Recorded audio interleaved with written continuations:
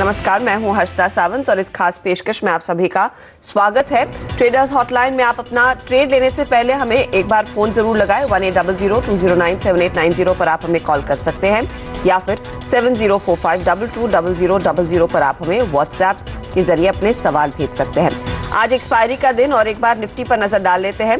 देखिए 8000 के ऊपर ही ट्रेड बनता हुआ दिखाई दे रहा है और जिस तरह की शॉर्ट कवरिंग अब एटलीस्ट पिछले 1-2 सेशंस में देखने को मिली है, अब मूड ये बन रहा है कि होपफुली 8000 के ऊपर ये एक्सपायरी होती हुई दिखाई दे तो सेंटिमेंट के लिहाज से एक पॉजिटिव जरूर रहेगा। बैंक निफ्टी पर भी एक बार फिर नजर डाल लेते हैं। यहाँ पर भी हल्की सी बढ़त देखने को मिल रही है, ज्यादा कुछ तेजी का एक्शन नहीं देखने को मिला है। हाँ, कुछ स्पेसिफिक स्टॉक्स हैं जहां पर हरकत देखी जा रही है, IFCI मिसाल के तौर पर। अब ऑप्शन के एक्शन पर एक बार नजर डालें तो 8000 का पुट जो है वो काफी एक्टिव है। यहाँ पर 19 लाख शेयरों का एडिशन ओपन इंटरेस्ट में होता हुआ, साथ ही साथ मैं ये भी नोट कर रही हूँ कि 8100 के कॉल में 14 लाख शेयरों का एडिशन होता हुआ दिखाई दे रहा है। तो ये काफी एक्टिव पुट्स इस समय देखने को मिल रहे हैं जहाँ पर मैक्सिमम ओपन इंटरेस्ट चेंज होता दिखाई दे रहा है। अब क्या रणनीति आपकी होनी चाहिए और आज जो एक्टिव काउंटर्स हैं उसमें आपकी क्या पोजीशनिंग होनी चाहिए एक्सपायरी के दिन, उस पर राय लेंगे। हमारे साथ miteshthakar.com के मितेश ठक्कर हैं और साथ ही एंजल ब्रोकिंग के समित चौहान भी जो FNO एक्सपायरी पर अपनी राय देंगे। आप दोनों का ही स्वागत है। पहले एक्सपायरी के लिहाज से, क्योंकि 8050 के करीब हम इस समय कैश में ट्रेड कर रहे हैं, समित क्या लग रहा है, होपफुली अपर रेंज में एक्सपायरी होगी यानी कि 8000 के ऊपर?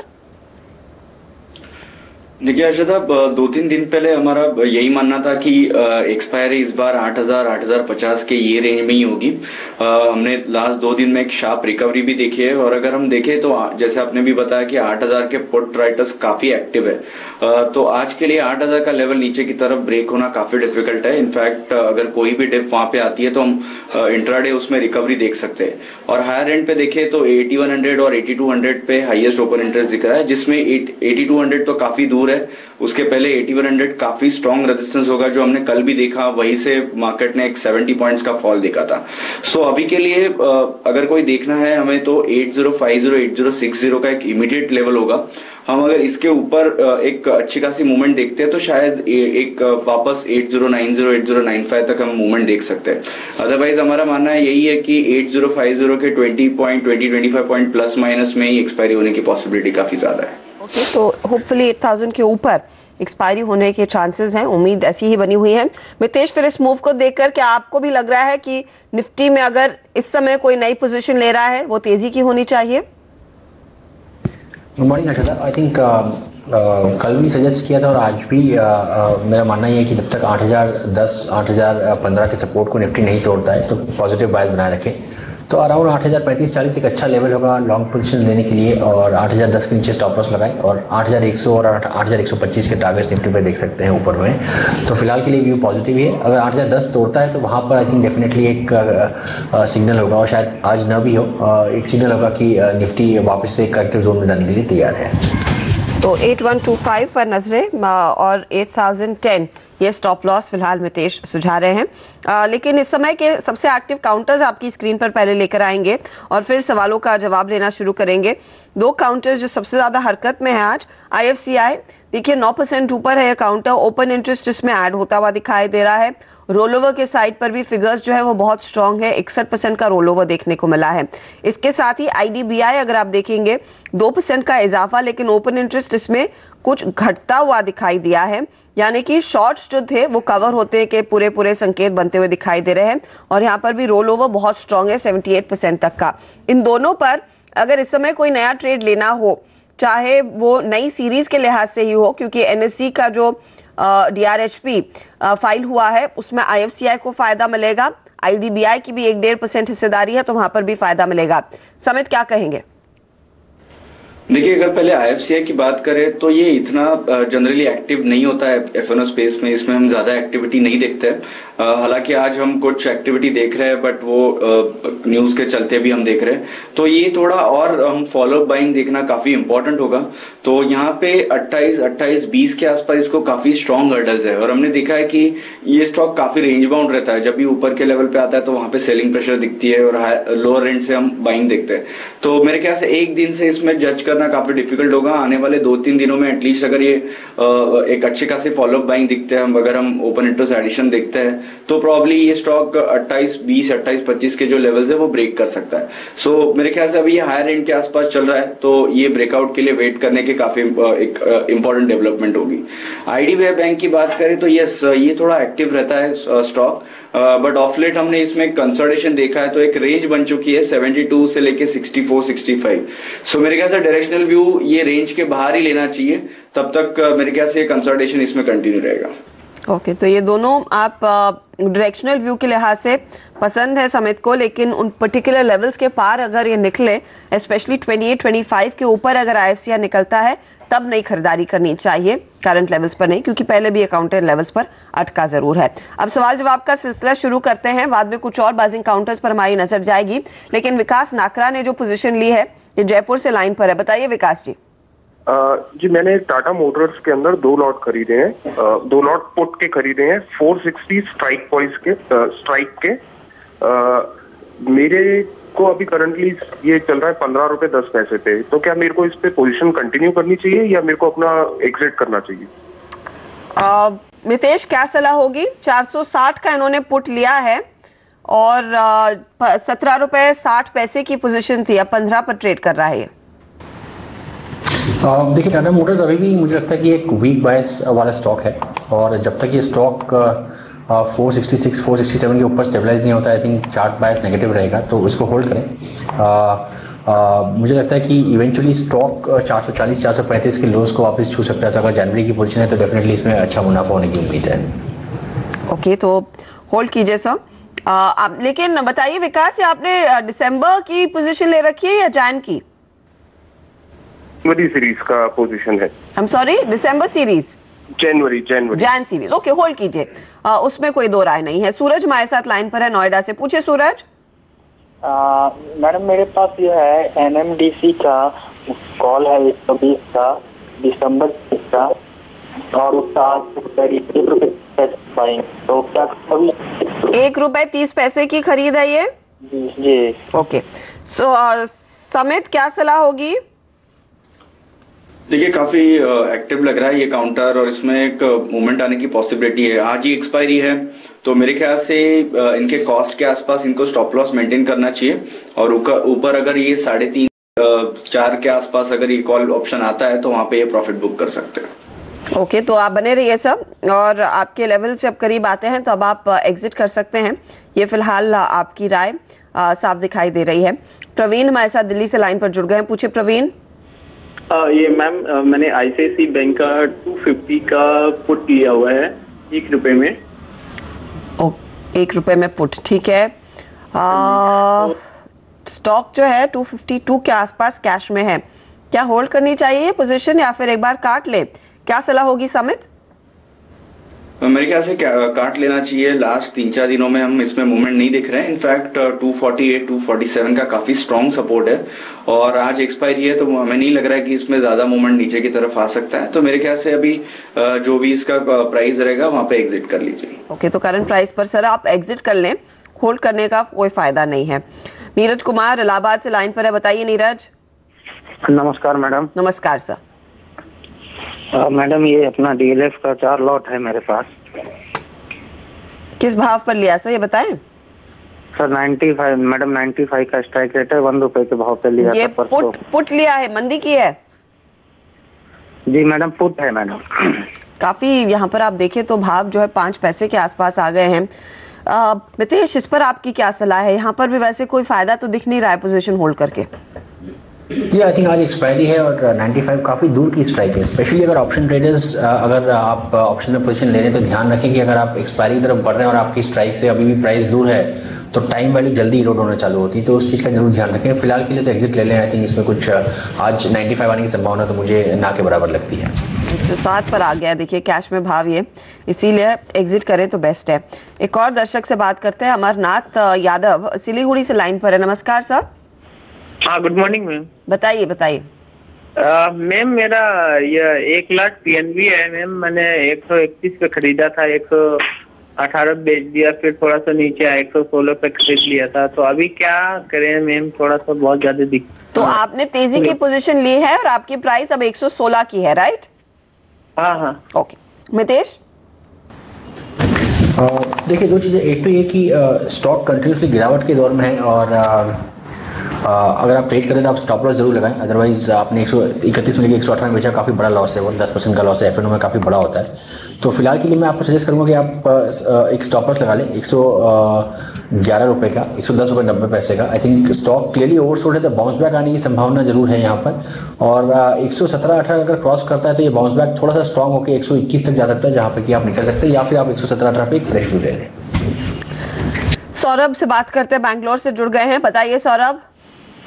हाँ, मैंने इन्फोसिस का फ्यूचर लिया था दिसंबर का 1000 में, तो मैं जानना चाहता हूँ कि कब तक होल्ड करूँ टारगेट। आज आपको अगर रोल करने की सलाह दी जाए, आप रोल करेंगे पोजीशन को? या ओके, कैरी करने को तैयार हैं समित, क्या कहेंगे आप? देखिए, इनके रिस्क प्रोफाइल पे ये डिपेंड करता है, क्योंकि स्टॉक काफी रेंज बाउंड है ऑफ लेट हमने देखा है, और ऊपर की तरफ 1020 के काफी स्ट्रॉन्ग रेजिस्टेंस है। तो यहाँ पे दो सिनेरियोज हो सकते हैं। यहाँ पे अगर ये रिस्क लेना चाहते हैं तो यस, रोल ओवर कीजिए, स्टॉप लॉस 975 के आसपास होगा, बट जब तक ये स्टॉक 1020 का लेवल ब्रेक नहीं करता, इसमें कोई भी स्ट्रॉन्ग मूवमेंट नहीं होगी। सो मेरे ख्याल से सेकंड ऑप्शन है जो 1020 के ब्रेकआउट के लिए वेट कीजिए, वो ज्यादा बेहतर ऑप्शन होगा। अगर वैसा होता है तो ये स्टॉक में काफी स्ट्रॉन्ग मोमेंटम दिखाई दे सकता है। ओके, तो अगर आप उतना रिस्क बेयर कर सकते हैं तो होल्ड कीजिए, वरना बेस्ट इज टू एग्जिट। 1 रुपए का ही डिफरेंस इस समय देखने को मिल रहा है, या फिर 30 पैसे का डिफरेंस है आपकी परचेस प्राइस से। हम लेंगे इसी के साथ एक छोटा सा ब्रेक, आगे कुछ और सवालों के जवाब हम देंगे जरूर, और साथ ही मितेश और समय दोनों बताएंगे आज आपकी कौन से स्टॉक्स में ट्रेडिंग पोजीशन खड़ी की जा सकती है एक्सपायरी के दिन, और साथ ही एक ऑप्शन स्ट्रैटेजी भी ब्रेक के बाद।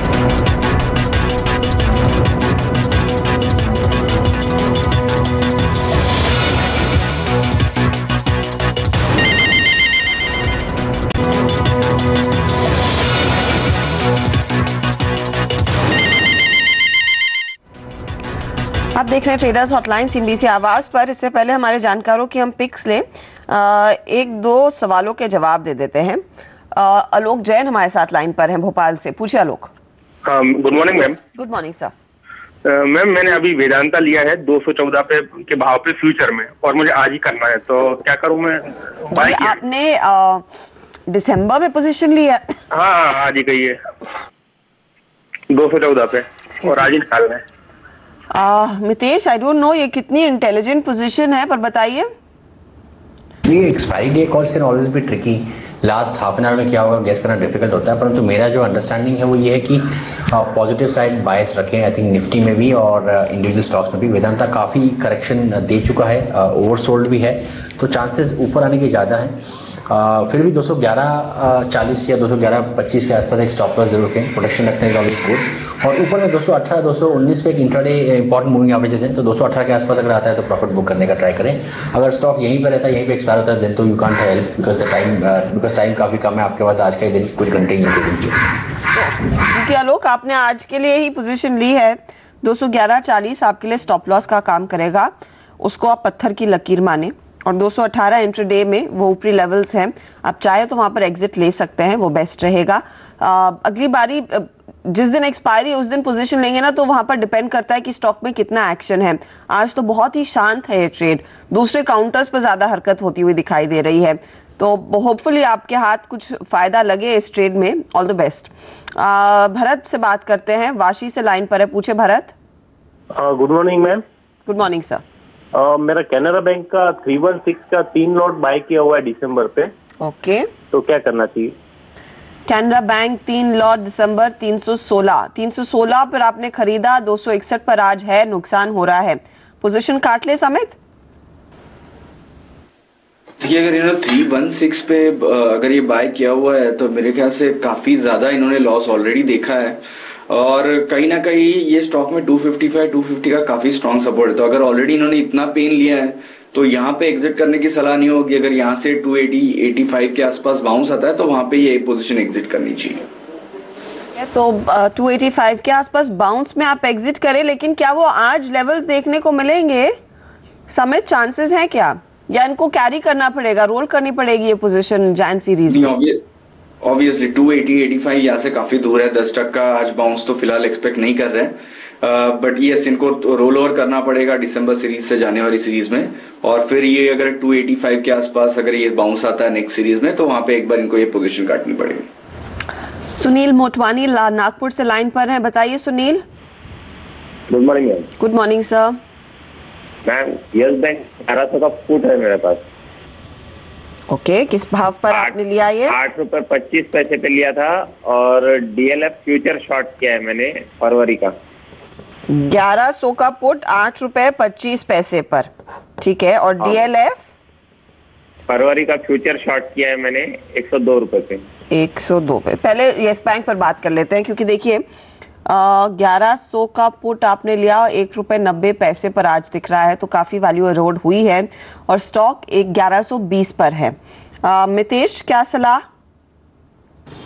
देखिए अगेन आज का ही पुट है, और जैसे कि मैंने बताया निफ्टी में बायस और पॉजिटिव है, तो मुझे लगता है कि शायद 1100 का लेवल नहीं आएगा आज। तो अभी आपको जो भी प्राइस पे एग्जिट मिल रहा है आई थिंक ले लें, चांसेस कम है ये स्टॉक 1100 के नीचे जाएगा। यस बैंक में तो एग्जिट है सर, और इन्होंने डीएलएफ का जो फेब का पुट लिया है, फेब में शॉर्ट पोजीशन ली है 102 पर। देखिए डीएलएफ का चार्ट काफ़ी वीक है। इनफैक्ट लास्ट वीक हमारे सेल कॉल्स भी थे स्टॉक में, और 101 का टारगेट्स भी था, परंतु अभी भी मुझे लगता है कि रिकवरी आने के बावजूद भी इसके short to medium term charts weak ही हैं। तो अगर आप इसमें 112 का स्टॉप लॉस लगा के होल्ड करें, थोड़ा सा आउट ऑफ द मनी है मुझे पता है, परंतु वही एक बेस्ट स्टॉप लॉस है मीडियम टर्म चार्ट्स के लिए। 112 का स्टॉप लॉस लगा के होल्ड करें तो चांसेस हैं कि 95 के लेवल तक वापस जाएगा, शायद जनवरी मिड के आसपास तक, या जब भी निफ्टी का ये बाउंस बैक खत्म होगा वहाँ से स्टॉक गिरना चाहिए। आई थिंक अभी भी अंडर परफॉर्मिंग और वीक स्टॉक है, तो निफ्टी के वीक होते से I think this should be one of the first stocks to fall. तो आप इसको होल्ड करें और 95-96 के आसपास का टारगेट रखें। स्टॉप लॉस थोड़ा सा डीप है क्योंकि आपने पोजीशन नीचे के भाव में ले ली है। 112.50 के ऊपर का स्टॉप लॉस रखें। 12 रुपए आपके लिए स्टॉप लॉस का काम करेगा सुनील, ये याद रखिए। और 95-96 आते हैं तो आप वहां पर घर पैसा ले जा सकते हैं, मुनाफा घर ले जाएं, लेकिन येस बैंक के पुट से एग्जिट ही करना बेस्ट। हम लेंगे एक ब्रेक, लेकिन एज प्रॉमिस्ड मितेश के पिक्स ब्रेक के बाद।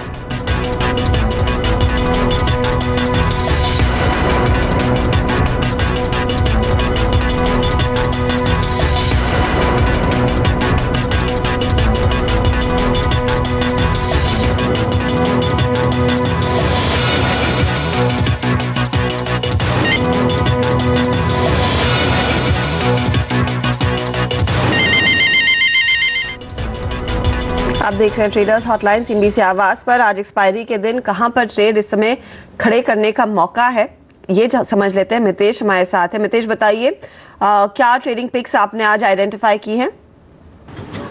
दो स्टॉक्स जहां पर कि एक ओवरसोल्ड लेवल से रिवर्सल आ रहा है, उसमें पहला होगा एसीसी। यहाँ पे आप बाय करें, स्टॉप लॉस लगाएं 1294 का, बाय करें 1310 के ब्रेकआउट पे, और टारगेट्स देखें 1340 के। और दूसरा स्टॉक होगा कैस्ट्रॉल, जिसमें कि ऑलरेडी एक अच्छा short term intraday setup positive side की तरफ है, तो 370 के स्टॉप लॉस से बाय करें, और यहाँ पे आप टारगेट्स देखें करीबन 390 के आसपास के। ओके, तो कैस्ट्रॉल में एक ट्रेडिंग पोजीशन 390 का टारगेट मितेश ने दिया है, साथ ही एसीसी में भी खरीदारी का ही मौका है, और यहाँ पर टारगेट रहेगा 1340 रुपए का, 1294 का स्टॉप लॉस। बहुत बहुत शुक्रिया मितेश और समित, आप दोनों का हमारे लिए समय निकालकर अपनी राय देने के लिए बाजार पर। लेकिन याद रखिए आज नोटबंदी का ऐलान हुए 50 दिन पूरे हो चुके हैं।